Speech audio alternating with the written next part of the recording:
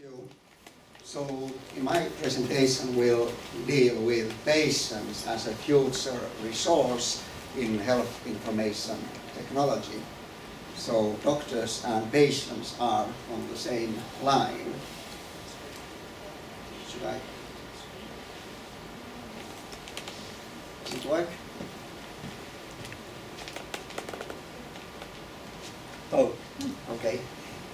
So I will tell some examples of a patient involvement in their own health records and e-health services that are provided for patients. And then I will also discuss the data requirement and some infrastructure requirement which will enable patient empowerment.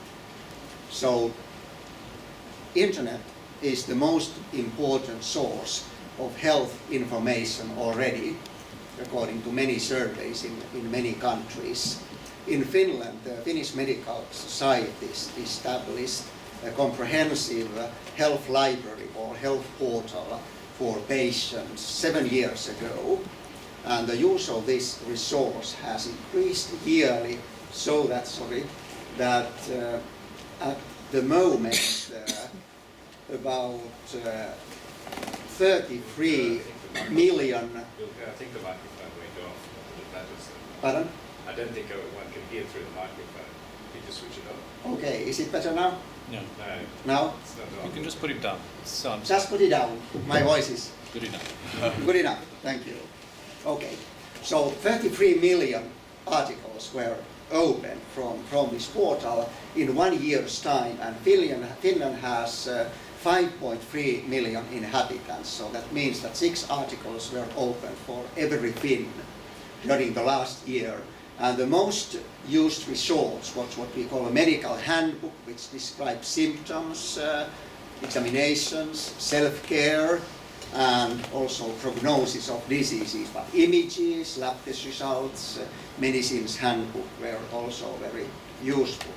Then we look at which articles, which topics were opened most frequently. So you can see that there are many infectious diseases, and particularly there are conditions where people may feel embarrassing to come to see a physician, so they want to find some self-help from the internet or find out whether they really need to see a physician or not. So this exemplifies there is a great potential for e-health services and specifically for some conditions. So these are the number of articles opened from this portal in one year. Let's now then look at who can use the data at the moment and how our information systems are built. First, this is a hospital information system view. The hospital personnel, they only see the patients which are in the hospital at the moment. They receive some occasional referrals from primary care, and then they see those patients which are just coming in and just going out. They can't share the data with primary care. Primary care already has a little bit more comprehensive view, as you saw from the previous presentation. So the primary care professionals, they don't only see the data of the patients who are just consulting them, but they also see the data from patients who are at home. They communicate with patients at home, and they also treat their whole population, as was nicely exemplified by Tina's presentation. What about patients? What kind of information system they have? They have their mobile phones, they are on Facebook, they freely communicate with each other whether they are sick or not.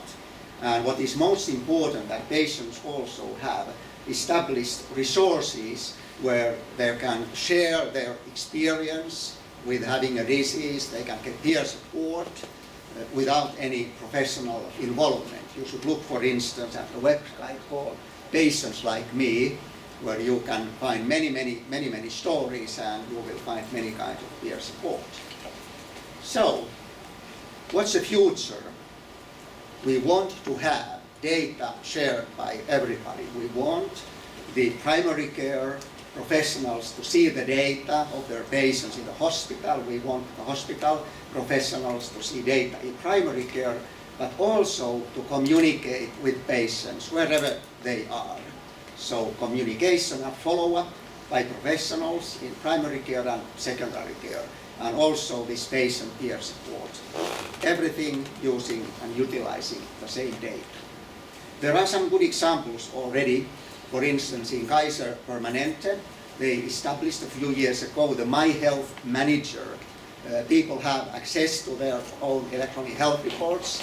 They can send secure email to their doctors. They can view their test results, or they can request review orders. And all this happens already with a large number of people. There are 8 million people altogether covered by Kaiser Permanente, and 3.6 million people are already using this service.